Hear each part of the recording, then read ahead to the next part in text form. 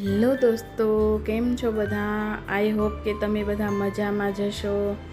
આજે મેં ગુંદાનું ગ્રેવીવાળું શાક બનાવ્યું છે, જેની રેસીપી હું તમારી સાથે શેર કરું છું.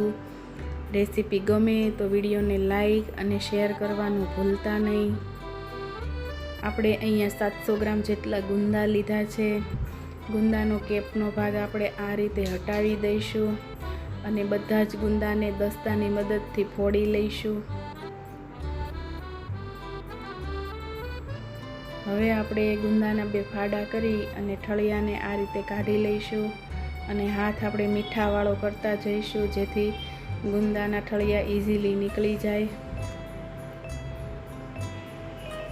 આપણા ગુંદાના ઠળિયા નીકળી ગયા છે અને ફાડા રેડી છે. હવે આપણે એક પેનમાં 2 થી 3 ચમચા જેટલું તેલ લઈશું અને જીરા અને લીમડાથી વઘાર કરીશું. એક તમાલપત્ર એડ કરી દઈશું અને ગુંદાના ફાડાને એડ કરી દઈશું. હવે આપણે મીડિયમ હાઈ ફ્લેમ પર 5 થી 7 મિનિટ માટે સાતળી લઈશું.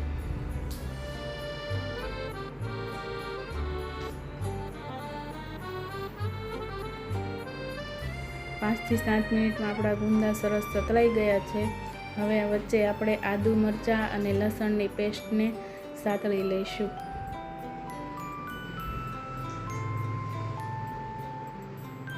એકથી અડધી મિનિટ માટે આપણે એને સતળાવા દઈશું. હવે આપણે એક કાંદાની ગ્રેવી કરી છે, એને પણ આપણે સાતળી લઈશું.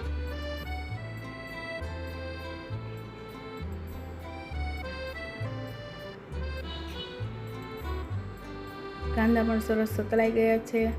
હવે આપણે લાલ સૂકું મરચું આવે એ એક એડ કરી દઈશું. હિંગ અને હળદર, વરિયાળી પાવડર, ગરમ મસાલો, ધાણા જીરું પાવડર, લાલ મરચું પાવડર અને સ્વાદ પ્રમાણે મીઠું, કોપરાનું છીણ, 10 થી 15 કાજુ, આ બધું જ આપણે એડ કરી અને બરાબર મિક્સ કરી લઈએ અને 1 મિનિટ માટે આપણે એને કૂક થવા દઈશું.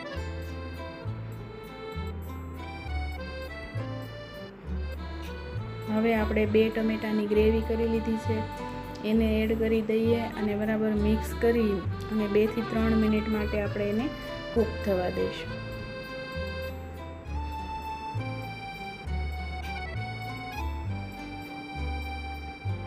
હવે આપણે સિંગદાણા, મગજતરી અને તલનો ભૂકો છે એ એડ કરી દઈએ અને ચણાનો લોટ શેકેલો છે એ અને ગોળ, આ બધું જ આપણે એડ કરી અને બરાબર મિક્સ કરી લઈએ. હવે આપણે 2 કપ જેટલું પાણી એડ કરી દઈશું, જેથી આપણા મસાલા બળી ન જાય.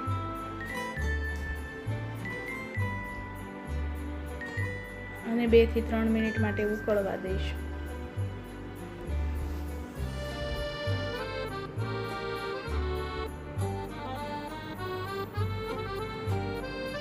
પાણી ઉકળી જાય એટલે આપણે એમાં 1 કપ જેટલી છાશ એડ કરી દઈશું.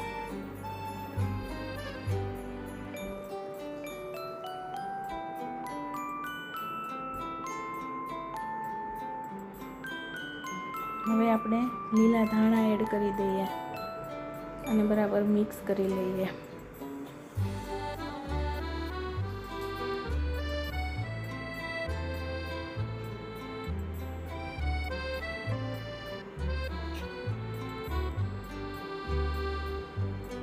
હવે આપણે 1 લીંબુનો રસ એડ કરી દઈએ અને લાસ્ટમાં ફરીથી આપણે થોડા ધાણા એડ કરી દઈએ.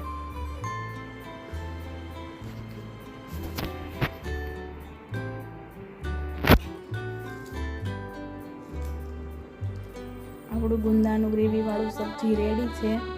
આપણે હવે સર્વ કરી લઈશું.